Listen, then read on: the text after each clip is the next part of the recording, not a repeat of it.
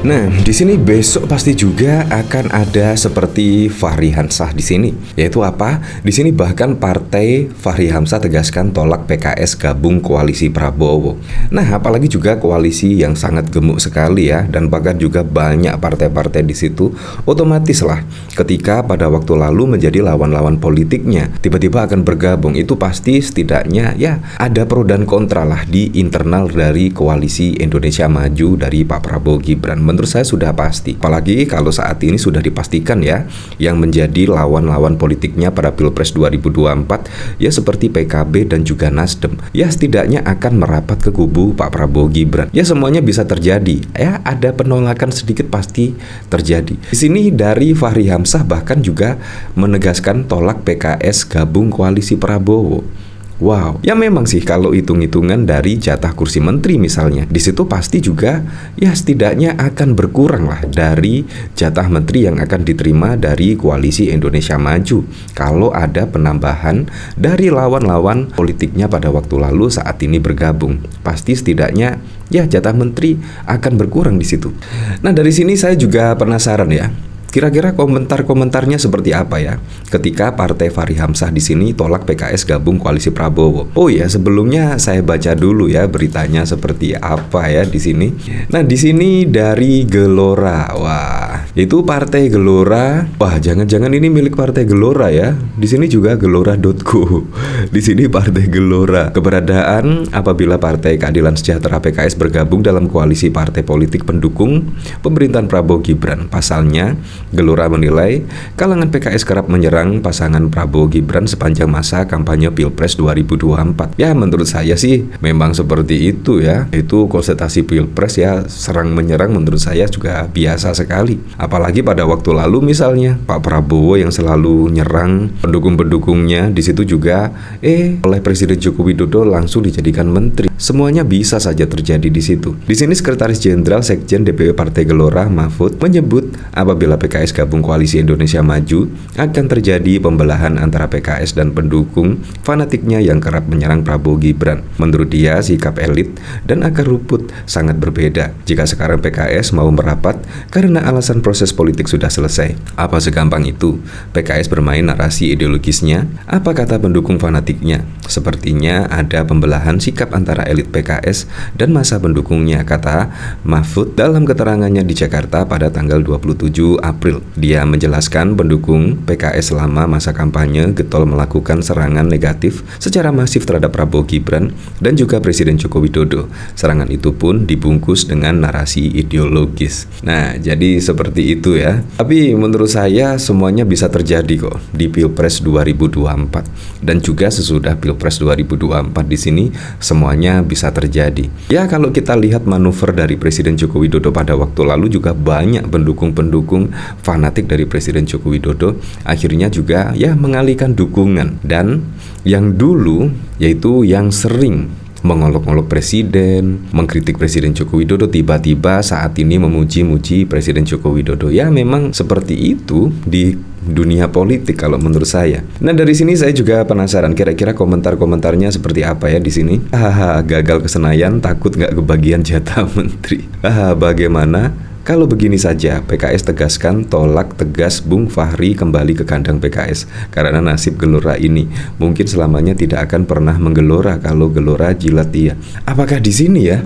Kalau tidak salah Fahri Hamzah itu dulu dari PKS ya. Apakah seperti itu? Memang Partai Gelora di sini perpecahan dari PKS? Ya kayaknya sih di PKS kalau tidak salah ya. Nah, memang di sini ada pemberitaan ya, yaitu perjalanan kasus Fahri versus PKS hingga MA. Hapus ganti rugi 30 M. Kalau tidak salah dulu pernah berseteru ya. Apa gara-gara dipecat menjadi kader dari PKS ya. Di sini Mahkamah Agung mengabulkan permohonan peninjauan kembali PK yang diajukan Partai Keadilan Sejahtera PKS melawan Fahri Hamzah terkait ganti rugi 30 miliar. Namun pemecatan Fahri oleh PKS tetap dinyatakan batal demi hukum. Kasus bermula saat Fahri menggugat PKS karena memecatnya dari PKS. Fahri tak tinggal diam dan melayangkan gugatan ke meja hijau. Fahri berhasil menang melawan PKS di 3 tahap. Pertama, gugatan Fahri di Pengadilan Negeri Jakarta Selatan dikabulkan, lalu putusan itu dikuatkan oleh Pengadilan Tinggi DKI. Ketiga, pemenangan Fahri Hamzah didapat di tingkat kasasi sebab kasasi PKS ditolak MA. Ya, jadi di sini ternyata ya akan bersama lagi ya kalau misalkan PKS di sini akan bergabung ke pemerintahan Pak Prabowo Gibran. Ya, selamatlah di sini. Nah, dari sini juga dari komentar Senja, pastinya Prabowo ingin pemerintahan aman dan didukung oleh partai kuat. Suara banyak dan masuk 8 besar. Berikut partai-partai yang layak backup Prabowo yang Bang Fahri Hamzah. Hehe. Ya, kalau menurut saya sih ya menerima lah, yaitu PKS menjadi koalisi. Dan Gelora menurut saya tidak usah ya, karena menurut saya suara nasional dari PKS sangat keren sekali, yaitu di sini 12.780.000 di sini, atau mendapatkan ya setidaknya di 8,42%. Bandingkan dengan Gelora di sini yang hanya memperoleh 1.281 suara, artinya mendapatkan 0,84%. Nah, di sini partai-partai yang cukup banyak digandrungi di sini dari PDIP, yaitu mendapatkan 25 juta, disusul Golkar 23 juta, Nasdem 14 juta, dan Gerindra di sini mendapatkan di angka 20 juta. Wow, menurut saya di sini sangat keren sekali ya. Nah, di sini dari Panis PKS Jatera, lihat aja partai kecil nggak lolos sampai digitnya. Males nulis si Fahri Hamzah menolak PKS gabung ke pemerintahan Bowo. Dia belum tahu komitmen PKS bela rakyat selalu oposisi 10 tahun. PKS hebat, untuk itu kami dari dulu coblos PKS. Kalau gua jadi Wowo, mending PKS yang diajak, yang jelas-jelas punya pendukung dan simpatisan yang banyak.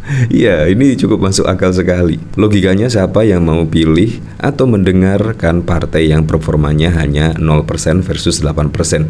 Apalagi orang-orang partainya pecatan dari partai yang 8%. Ya, di sini agak terbalik ya logikanya di sini. Ya, jadi menurut saya di sini ya pasti akan ada pro dan kontra lah, apalagi yang pada waktu lalu ya setidaknya melawan dengan kencang pada Pilpres 2024 yang lalu. Ya, contohnya seperti Anies Baswedan, Ganjar Pranowo dan Pak Mahfud MD, dan bahkan juga Pak Prabowo Subianto dan Gibran. Pada waktu lalu pendukung-pendukungnya saling olok-mengolok, saling kritik-mengkritik. Tiba-tiba saat ini sesudah putusan MK ya saling rangkul-rangkulan. Menurut saya juga sangat lucu sekali. Seharusnya konsisten lah kalau mengusung tema perubahan, misalnya di situ PKS, PKB dan juga Nasdem seharusnya ya menjadi oposisi, bukan langsung berbalik badan dan akan menjadi koalisi dari Pak Prabowo Gibran di pemerintahan Pak Prabowo Gibran. Menurut saya sangat lucu sekali mengusung tema perubahan bukan berkelanjutan, tetapi tiba-tiba ya bermanuver seperti itu. Ya, tapi kita kembalikan lagi ke masyarakat lah. Tetapi yang paling penting adalah besok ketika Pak Prabowo dan Gibran memimpin Indonesia ke depan, semoga saja bisa semakin maju, semoga saja ya bisa merealisasikan semua janji-janji kampanyenya sehingga bisa dirasakan manfaatnya langsung oleh masyarakat.